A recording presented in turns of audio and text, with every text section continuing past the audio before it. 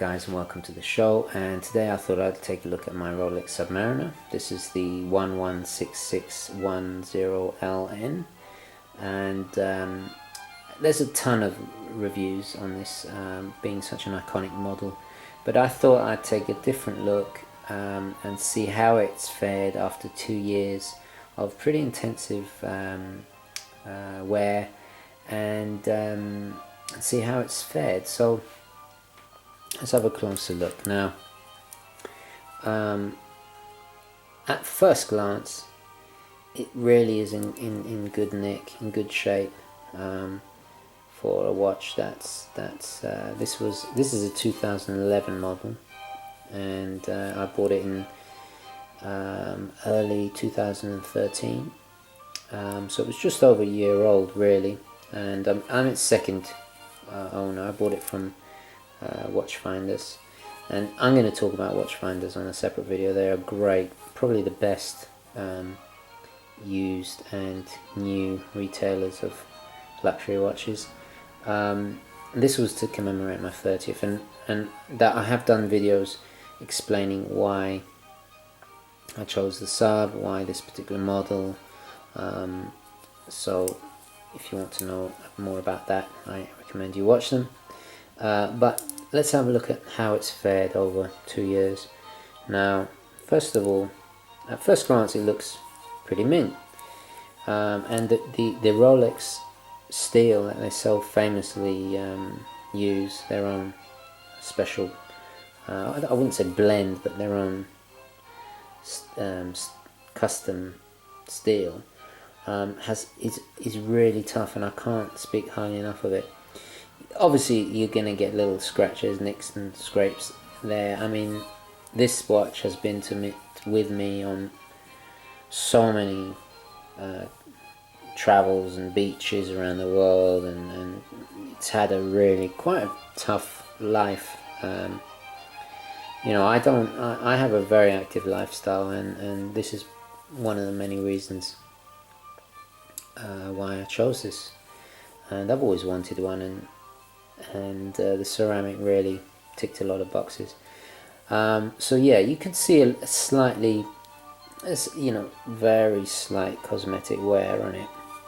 Another thing is that dirt tends to build up in the etched, engraved spaces of the.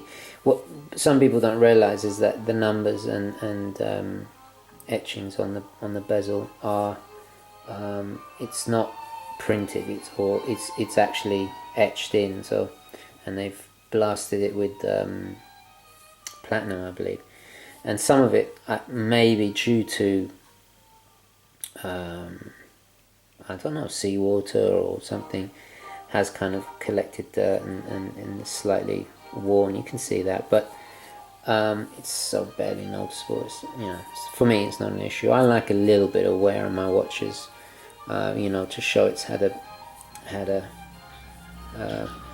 active life, you know. The bracelet has worn really well.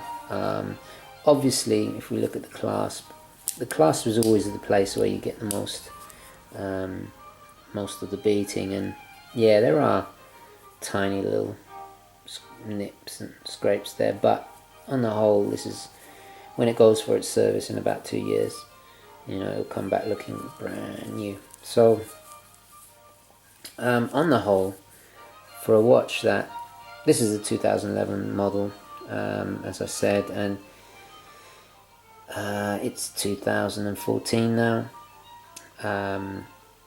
It'll go for its service in 2016, and it's still pretty mint, considering I've worn this so much. I mean, it's taken probably 65% of my wrist time over the last 2 years.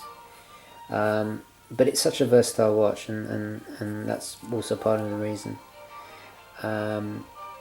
But you know, if you're considering one, you know, there are, as I said, loads of reviews about it, but I just wanted to share with you what, you know, how well the Submariner bears up to quite a lot of punishment, and they really are a true sporting watch, and so versatile. If you're thinking about getting one, this is what you can expect after 2 years of pretty intense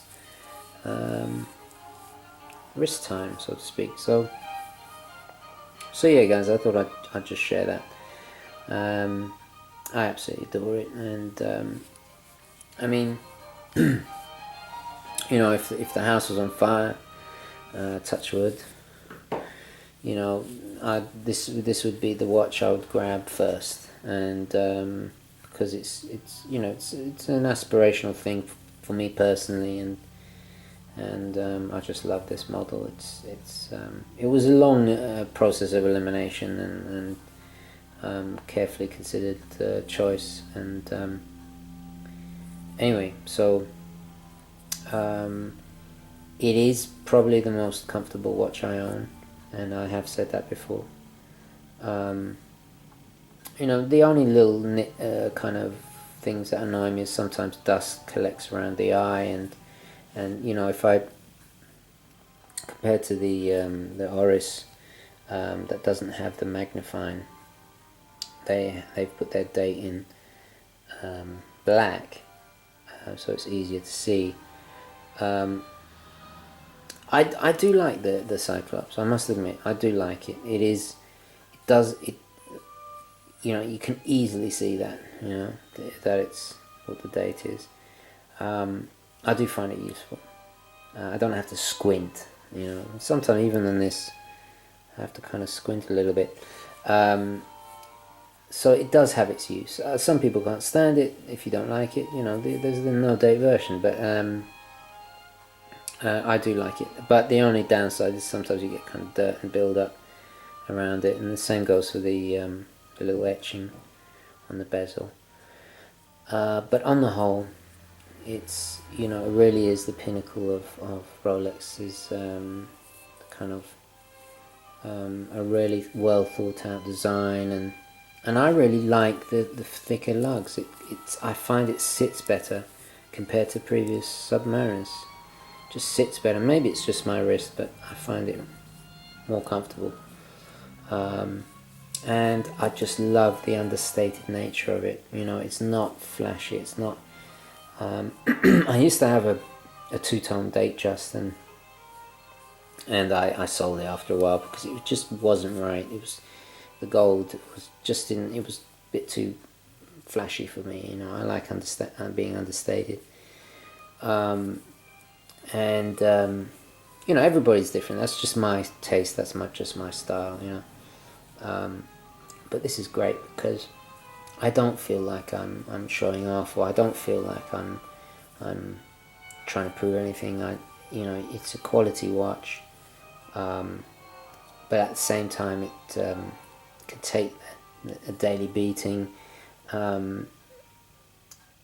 It can, but at the same time, it can hold its own against you know, the high end pieces that. But you know, those are so fragile. I don't think I could handle. You know, a really high-end dress watch probably couldn't handle my lifestyle. It just wouldn't. You know, I don't think twice when I got this on, and that's a really nice feeling. With the date just, it was just a bit too showy. And ironically, this is more expensive than the two-tone date just that I had. But you just can't go wrong with one of these. So if you're on the fence about it, go for it.